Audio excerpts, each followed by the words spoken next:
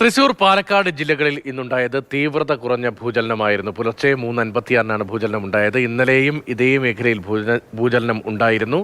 വരും ദിവസങ്ങളിൽ തുടർ ചലനങ്ങളും പ്രതീക്ഷിക്കാം.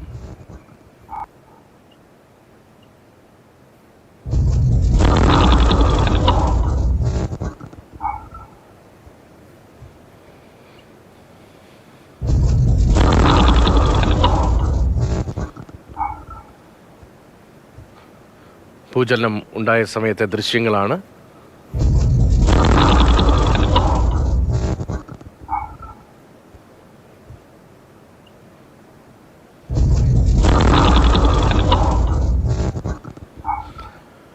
അരുൺ ശങ്കർ വിവരങ്ങളുമായി. അരുൺ, ഭൂചലനം ഉണ്ടായ സമയത്തെ ദൃശ്യങ്ങളാണ്. അതിലെ കുലുക്കം നമുക്ക് കാണാം. ഒപ്പം CCTVയും ഇളകുന്നത് കൊണ്ട് ആ കുലുക്കം അല്പം കൂടുതലായിരിക്കും അനുഭവപ്പെടുക. ആ സമയത്ത് വൈദ്യുതിയും തകരാറാകുന്നുണ്ട്. ഈ ദൃശ്യങ്ങളിൽ എന്തൊക്കെ വേണം മനസ്സിലാക്കാൻ?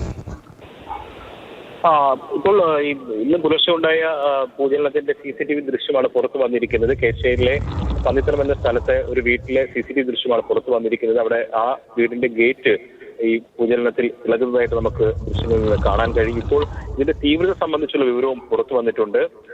2.9 തീവ്രതയാണ് റിക്ടർ സ്കെയിലിൽ ഈ ഭൂചലനം തിരിക്കുന്നത്. ഇന്നലെ ഉണ്ടായ ഭൂചലനം 3 ആയിരുന്നു രേഖപ്പെടുത്തിയത്. ഇന്ന് 3:55 മിനിറ്റ് കഴിഞ്ഞ് 17 സെക്കൻഡ് ആ സമയത്താണ് ഭൂചലനം ഉണ്ടായത്. ഇത് 10 കിലോമീറ്റർ ആഴത്തിലാണ് ഭൂചലനം ഉണ്ടായത് എന്നുള്ളതും ഇപ്പോൾ എന്നുള്ള വിവരവും ഇപ്പോൾ പുറത്തു വന്നിരിക്കുകയാണ്. എന്തായാലും ഇന്നലത്തെ ചലനത്തെക്കാൾ തീവ്രത കുറഞ്ഞ തുടർചലനമാണ് ഇന്ന് ഉണ്ടായിരിക്കുന്നത്. പക്ഷേ ഇത് ജനങ്ങളിൽ വലിയ പരിഭ്രാന്തിയാണ് ഉണ്ടാക്കിയിരിക്കുന്നത്. നമുക്ക് CCTV ദൃശ്യങ്ങൾ കാണാൻ കഴിയും. ഈ ചലനം കാണാൻ കൂടി കഴിയുന്നു. ഇപ്പോൾ ജനങ്ങൾ ഉറങ്ങിക്കിടക്കുന്ന സമയത്ത് അവർക്ക് ആ ചലനം ഇതിലുള്ള പിരിമുറുക്കവും പരിഭ്രാന്തിയൊക്കെ ഉണ്ടാക്കിയിട്ടുണ്ട്. ഈ ചലനം ഉണ്ടായപ്പോൾ തന്നെ ആളുകൾ വീണ്ടും പുറത്തേക്ക് ഇറങ്ങുകയാണ് ഉണ്ടായത്. കാരണം ഇന്നലെ ഭൂചലനം ഉണ്ടായ കാര്യം അറിയുന്നത് കൊണ്ട് ഒരു തീവ്രത കൂടുമോ എന്നുള്ളൊരു ആശങ്ക അവരുടെ മനസ്സിലുണ്ട്. എന്തായാലും ഈ പല പ്രദേശങ്ങളിലേക്കും റവന്യൂ അധികൃതർ ഉൾപ്പെടെയുള്ളവർ എത്തിയിട്ടില്ല.